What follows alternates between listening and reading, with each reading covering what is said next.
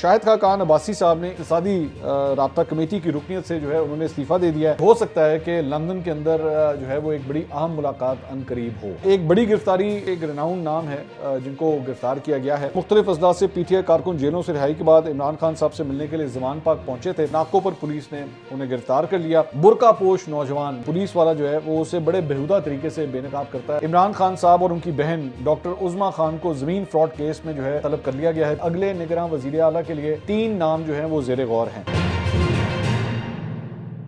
अस्सलाम वालेकुम नाज़रीन, मैं हूं मंसूर अली खान। अपने डिजिटल चैनल के ऊपर आपको खुशामदीद कहूँगा। नाज़रीन, हमने पिछले वीलॉग के अंदर आपके साथ एक खबर शेयर की थी। वो खबर जो है अब बड़ी चिंगारियां फैलाना शुरू हो गई है। और मामला क्या था? मामला ये था कि हमने आपसे कहा था कि इमरान खान साहब के व्हाट्सएप मैसेजेस जो हैं वो मंजर आम के ऊपर आए हैं। और वो व्हाट्सएप मैसेजेस मंजर आम के ऊपर किस तरह आए थे? वो बेसिकली अलीम खान साहब की वजह से मंजर आम के ऊपर आए थे। अलीम खान साहब ने सलीम साफ़ी साहब को एक इंटरव्यू दिया था और उस इंटरव्यू के अंदर जो है वो उन्होंने दावा किया था कि बहुत सी चीज़ें इमरान खान साहब के साथ उनकी व्हाट्सएप के ऊपर क्या गुफ्तगू हुई उसका दावा किया था। एक और दावा जो उसके अंदर अलीम खान साहब ने किया था वो ये था कि जी जनरल आसिम मुनीर को बनी गाला में फराह गोगी और बुशरा बीबी की लूट मार और रिश्वत के सबूत इमरान खान साहब को दिखाने के ऊपर जो है उहदे से हटाया गया था। ये अलीम खान साहब ने इसका जो है वो जिक्र किया था। तो सोशल मीडिया के ऊपर सार्फिन ने इमरान खान साहब को ये मशवरा दिया है कि वो फ़ौरन अलीम खान साहब के अगेंस्ट जो है वो हत्या इज़्ज़त का दावा करें और उनको कानून के कटहरे में लाके खड़ा करें। मेरे ख्याल में ये बिल्कुल सही फैसला है। ये बड़ी अच्छी सजेशन है, ऐसा ही करना चाहिए ताकि रोज़ की बुनियाद के ऊपर जो है इस केस की हियरिंग हो। रोज़ की बुनियाद के ऊपर पता लगे कि इमरान खान साहब ने जो है वो जनरल आसिम मुनीर के हवाले से क्या क्या कुछ किया था, क्यों उनको ओहदे से हटाया गया था, और सारी डिटेल जो है बाहर आ जानी चाहिए। अच्छी बात है। तो मशवरे तो उन्होंने दे दिए इमरान खान साहब को, लेकिन इमरान खान साहब मुझे नहीं लगता कि ऐसा कुछ करेंगे, क्योंकि जाहिर बात है ज़हन में रखिएगा कि अगर उन्होंने कोई इस तरह की चीज़ की तो रोज़ाना की बुनियाद के ऊपर उसके बाद जब अगर ये कोई केस चलेगा तो फिर टॉक शोज़ की जीनत भी बनेगा। यहाँ पे इमरान खान साहब एक जगह पे हाथ जोड़ जोड़ के रिक्वेस्ट कर रहे हैं कि जनाब मैं बातचीत करना चाहता हूँ आर्मी चीफ से, आर्मी चीफ मुझसे बात नहीं कर रहे। तो ये तो बिल्कुल पुठी पड़ जाएगी अगर इमरान खान साहब ने ये काम कर दिया तो क्योंकि फिर और भी संदूक जो है ना वो खुलना शुरू हो जाएंगे। तो मेरा नहीं ख्याल कि इमरान खान साहब यहाँ तक जाएंगे। ये सोशल मीडिया के हद तक जो है उनके चाहने वाले, उनके सपोर्टर्स इस किस्म के मशवरे दे सकते हैं। मैं नहीं समझता कि इमरान खान साहब वहाँ तक जाएंगे। इसके अलावा एक नाराज़गी की तो बात हुई, वहीं पे दूसरी नाराज़गी की भी बात करते हैं। शाहिद खान अब्बासी साहब ने ईसीसी इक़्तिसादी राब्ता कमेटी की रुकनियत से जो है उन्होंने इस्तीफ़ा दे दिया है और आज़रबाईजान से LNG की ख़रीदारी के ऊपर जो है शाहिद खान अब्बासी साहब के जो है वो चंद इख्तलाफात हो गए थे, जिसकी वजह से उन्होंने इस्तीफ़ा दिया है। उन्होंने आज़रबाईजान से जो है वो LNG ख़रीदने की मुखालफत की थी, जिसकी बाद जो है वो ये इख्तलाफात जो हैं वो सामने आए हैं। वैसे उड़ती उड़ाती कुछ ख़बरें हैं कि हो सकता है कि लंदन के अंदर जो है वो एक बड़ी अहम मुलाकात अनकरीब हो, जिन साहब का मैं जिक्र कर रहा हूँ। तो हो सकता है, ये उड़ती उड़ाती ख़बरें हैं, कुछ हल्के मुस्लिम लीग नून के इस तरह की बात कर रहे हैं, क्योंकि इस हफ्ते ये जो हफ्ता अब शुरू होने लगा है इसके अंदर बड़ी अहम डेवलपमेंट्स लंदन के अंदर होने जा रही हैं और मुस्लिम लीग नून से भी कई सीनियर रहनुमा जो है वो लंदन यात्रा के ऊपर जाएंगे। तो देखते हैं कि जो आपस में कशीदगियाँ हैं, आपस में जो नाराज़गियाँ हैं, क्या मुस्लिम लीग नून उसको ठीक कर पाती है या नहीं। अच्छा जी, इसके अलावा एक बड़ी गिरफ्तारी इस सेंस में कि एक रेनाउंड नाम है जिनको गिरफ्तार किया गया है।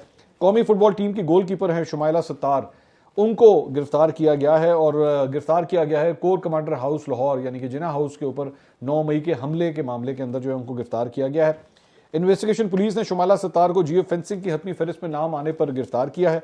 पुलिस ने शुमाइला को घर पर छापा मारकर गिरफ्तार किया और उन्हें जुडिशल रिमांड पर जेल मुंतकिल कर दिया गया, जहां उनकी शनाख्त परेड का अमल जो है मुकम्मल किया गया है। ज़राए के मुताबिक शुमाइला की शनाख्त जिना हाउस के बाहर लगे कैमरों और मोबाइल फुटेज से हुई है। आपको याद होगा कि मैंने चंद हफ्ते पहले ये दावा किया था और मैंने आपसे कहा था कि जो लोग वहाँ पे मौजूद थे 9 मई वाले दिन, उनमें से कई लोग अभी भी गिरफ्तार नहीं हैं। आपको याद है, ये मैंने ये दावा किया था उस वक्त। ये अब आप देख लीजिए कि एक गिरफ्तारी जो है वो अभी सामने आई है।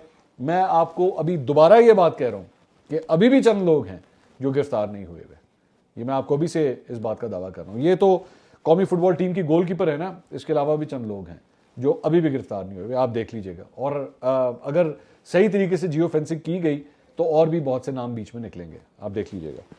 अच्छा जी, इसके अलावा एक और खबर जो है वो आई है कि पाकिस्तान तहरीक इंसाफ के चंद कारकुन जो जिन्हें रिहाई मिली थी और वो इमरान खान साहब से मिलने के लिए आए थे, उनको जो है वो दोबारा पुलिस ने गिरफ्तार कर लिया और नामालूम मुकाम पर उनको मुंतकिल कर दिया गया है। पंजाब के मुख्तलिफ अजला से पीटीआई कारकुन जेलों से रिहाई के बाद इमरान खान साहब से मिलने के लिए जमान पाक पहुंचे थे, तो वहाँ पे उनसे मुलाकात के बाद जो है जब वो वापस जाने लगे तो नाकों पर पुलिस ने उन्हें गिरफ्तार कर लिया। गिरफ्तार कारकुनों में ज़्यादातर ज़िला कसूर, लाहौर, गुजरांवाला और सरगोदा से हैं। अब मुझे ये नहीं समझ आ रही कि आप किस बुनियाद के ऊपर जो है वो इनको गिरफ्तार कर रहे हैं। मतलब कारकुनों ने ऐसा कौन सा ऐसा काम किया है जिसकी बुनियाद के ऊपर जो उनको गिरफ्तार किया जाएगा। इसकी कोई ठोस वजूहात भी तो होनी चाहिए ना, सिर्फ इस बुनियाद के ऊपर कि जी उन्होंने जाके इमरान खान से मुलाकात क्यों की है। तो मुलाकात तो जनाब सहाफ़ी भी करते हैं, मैं भी कर चुका हूँ, तो कल को क्या हमें हमारे साथ भी इसी तरह ही होगा कि हमें भी गिरफ्तार कर लिया जाएगा कि जी आप इमरान खान साहब से मिलेंगे। क्योंकि मुझे तो नहीं याद पड़ता कि आखिरी कोई कानून इस मुल्क के अंदर आया है जिसमें ये कहा गया हो कि जी आप इमरान खान से नहीं मिल सकते। क्योंकि अगर तो वो जेल में है तो चले फिर भी बात समझ आती है, वैसे तो जेल के अंदर भी आप हों तो तब भी आप मिल सकते हैं, लेकिन ये इस गिरफ्तारी की जो है वो मुझे कुछ ज़्यादा समझ नहीं आई। अच्छा, इसी से रिलेटेड जो है वो सोशल मीडिया के ऊपर एक ये वीडियो काफ़ी वायरल हो रही है जो आप ये स्क्रीन के ऊपर भी देख रहे हैं। इसके अंदर बेसिकली दिखाया गया है कि जी एक बुरका पोश नौजवान जिसने ख़वातीन का बुरका पहना हुआ था, उसने ख़वातीन का रूप धारा हुआ था और पुलिस वाला जो है वो उसे बड़े बेहुदा तरीके से बेनकाब करता है, उसका बुरका शुरका उतारता है और अंदर से वो जो है वो आदमी निकलता है। ये मुस्लिम लीग नून के एक कारकुन है ताहिर मुगल, उन्होंने भी एक ये वीडियो जो है वो ट्वीट की और उसके ऊपर लिखा, जमान पाक से एक और इनकलाबी यूथिया गिरफ्तार जिस देखकर आपकी आंखें खुली की खुली रह जाएंगी। इन्होंने ये ट्वीट किया।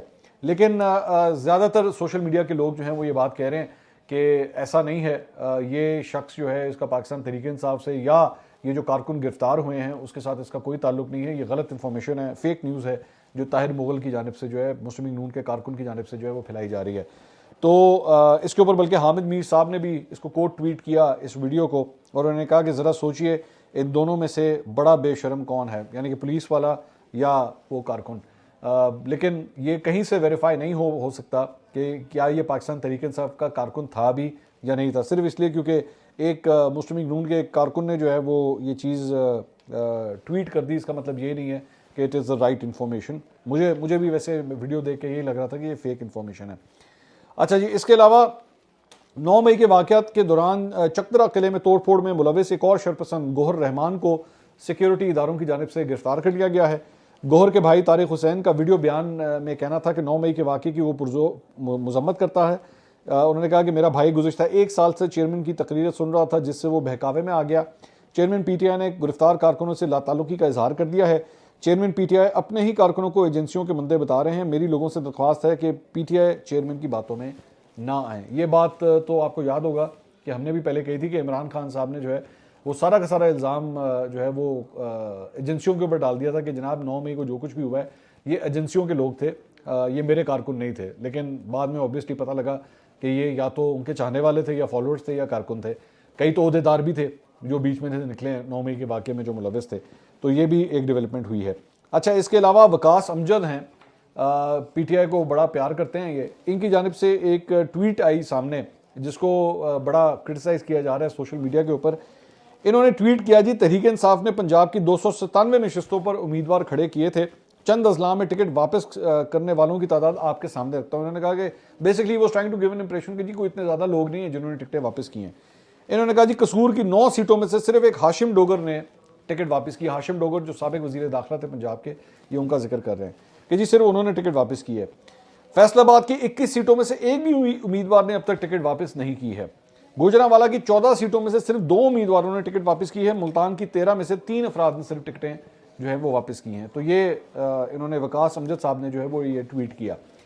अब साबिक MP सलमान नईम जो एक ज़माने में खुद पाकिस्तान तहरीक इंसाफ में होते थे, ये वही सलमान नईम साहब हैं जिन्होंने एक ज़माने में पिछले इलेक्शन में 2018 के इलेक्शन में प्रोविंशियल असम्बली की सीट से शाह महमूद कुरैशी साहब को शिकस्त दी थी और इनके बारे में यही कहा गया था कि जहांगीर तरीन साहब जो है वो इनको सपोर्ट कर रहे थे। तो उन्होंने आगे से ट्वीट किया, इसका जवाब दिया। उन्होंने कहा जी रॉन्ग नंबर, मुल्तान की 13 सूबाई असम्बली की सीटों पर 8 उम्मीदवारों ने पीटीआई का टिकट अब तक वापस कर दिया है। 13 में से 8, सिर्फ 5 पीछे रह गए। बाकी अजला के दोस्त भी अपने अपने शहर के बारे में बताएं। सलमान नईम ने उसके बाद एक और ट्वीट किया। उन्होंने कहा कि जी फॉर दोज फ्यू यूथियाज who challenged me actually the list is 9 not 8। उन्होंने कहा मैंने तो 8 का कहा था कि 8 ने वापस किया, ये 8 नहीं है बल्कि 9 है। 7 उसके बाद इन्होंने नाम भी दिए, PP 212 Mohammad Salim, PP 214 Zaheer Khan, PP 215 Javed Akhtar, PP 218 Wasif रान, PP 219 Malik Akhtar, PP 220 Tariq Abdullah, PP 222 Shazia खाकी, PP 223 अकरम कानू और रिजर्व टिकट सबीन खान। उन्होंने कहा जी इन सब लोगों ने जो है वो अपनी टिकटें मुल्तान के रीजन से, इनका ताल्लुक भी जो है सलमान नईम का भी उसी इलाके से है, तो उन्होंने सारी तफसीलात जो है वो शेयर कर दी हैं। इसके अलावा पाकिस्तान तहरीक इंसाफ के कराची से मुंतखब यूसी चेयरमैन हैं असद अमान। उन्होंने कहा है कि मैं इल्ज़ामात लगाने वालों के खिलाफ जो है मैं अदालत में जाऊंगा। उन्होंने कहा है कि तहरीक इंसाफ के कारकुन को कोई ख़रीद नहीं सकता, इल्ज़ामात लगते रहते हैं, पार्टी का हिस्सा था, हूँ और रहूँगा। मैं अपने कायद के साथ इसके मिशन के लिए खड़ा हूँ। मैं 9 मई से ही घर से बाहर हूँ, किसी डिफेंस के बंगले में नहीं हूँ। शो कॉज मुझे पार्टी ने दिया है, उसका 3 दिन में मैं जवाब दूंगा।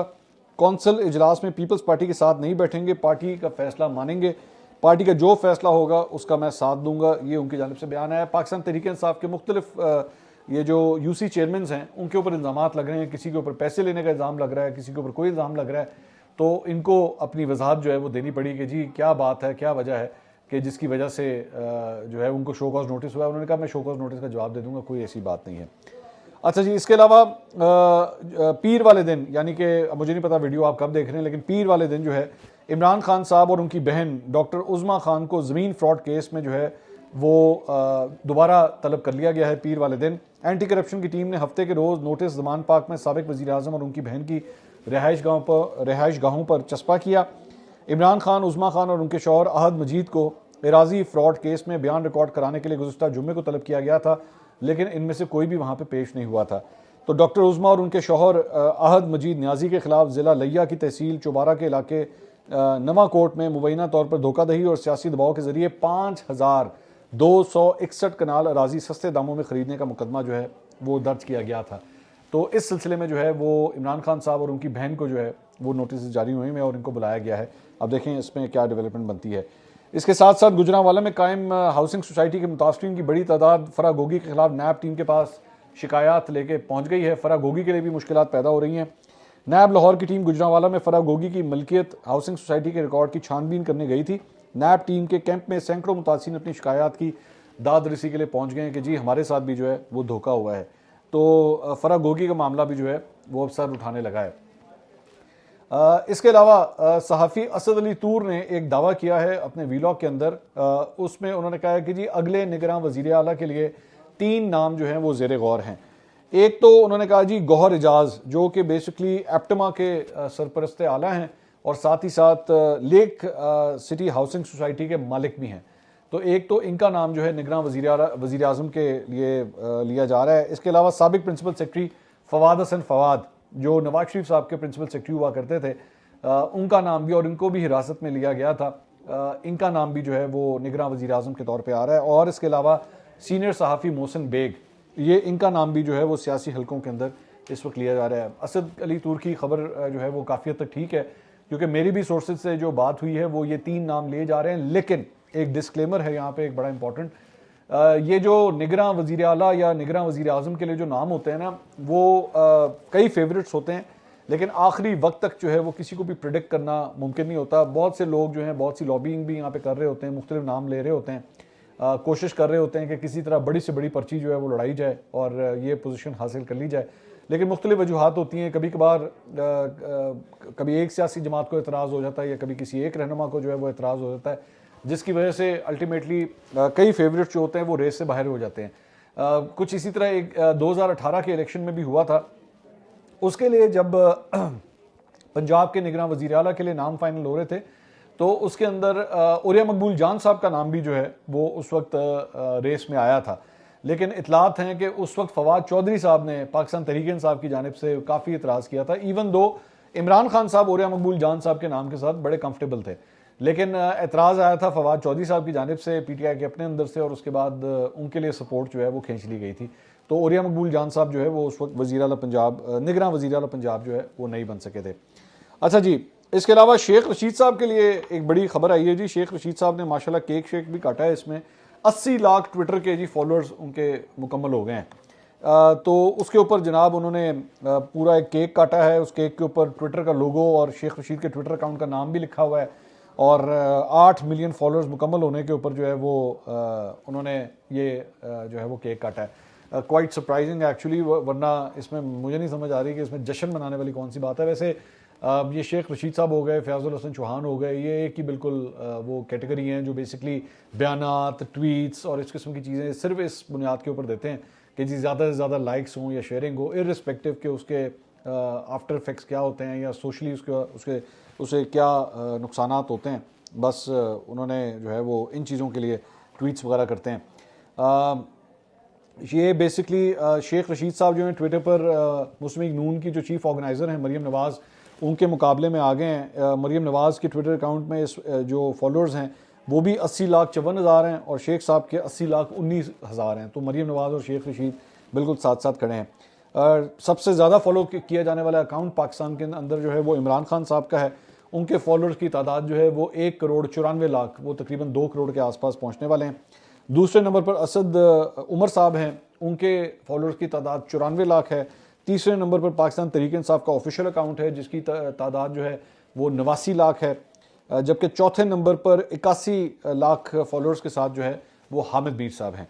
तो ये ट्विटर के जो है वो टॉप लोग हैं। अबसार आलम साहब ने, जो साबिक चेयरमैन पेमरा है और अब बतौर तज्जियाकार समा टेलीविज़न के ऊपर वो बैठते हैं प्रोग्राम के अंदर, उसमें उन्होंने एक कॉलम लिखा है और बड़ा इंटरेस्टिंग कॉलम है जो मैं आपके साथ शेयर करना चाहता हूँ। उसमें उन्होंने कहा है कि जी बरतानिया में पाकिस्तानी मीडिया टीवी चैनल्स के खिलाफ होने वाली कार्रवाई के तकरीबन 90% केसेस वही हैं जिन पर कई साल पहले पेमरा ने छोटे छोटे जुर्माने किए या चंद प्रोग्राम कुछ दिनों के लिए बंद किए तो आसमान गिर पड़ा था, ज़मीन फट गई थी। आज़ादी सहाफ़त के पेशावर सौदागर रोज़ाना टीवी चैनल्स पर ऐसे बैन डालते थे जैसे कि क़यामत का दिन आज ही था।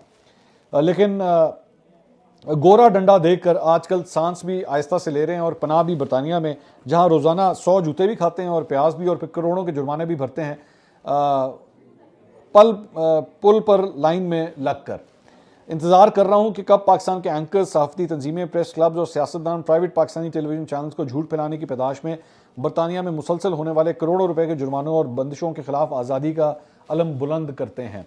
इंतज़ार कर रहा हूँ कि आज़ादी झूठ बहतान पर हमला करने वाले बरतानवी ओहदेदारों पर अपने टीवी चैनल्स पर गंदी, गलीज, बहतान तराशी और तशद्दुद पर उकसाने वाली प्रोपेगेंडा मुहिम कब चलाते हैं। तो बड़ा इंटरेस्टिंग जो है वो देखें, अबसार आलम साहब जो है ना वो एक ऐसी शख्सियत हैं जिन्होंने मीडिया से रिलेटेड बतौर एंकर भी काम किया है, बतौर डायरेक्टर न्यूज़ भी काम किया है, बतौर ब्यूरो चीफ भी काम किया है और चेयरमैन पेमरा भी काम किया है। तो वो मीडिया के इन्स एंड आउट्स को बहुत अच्छी तरह जानते हैं।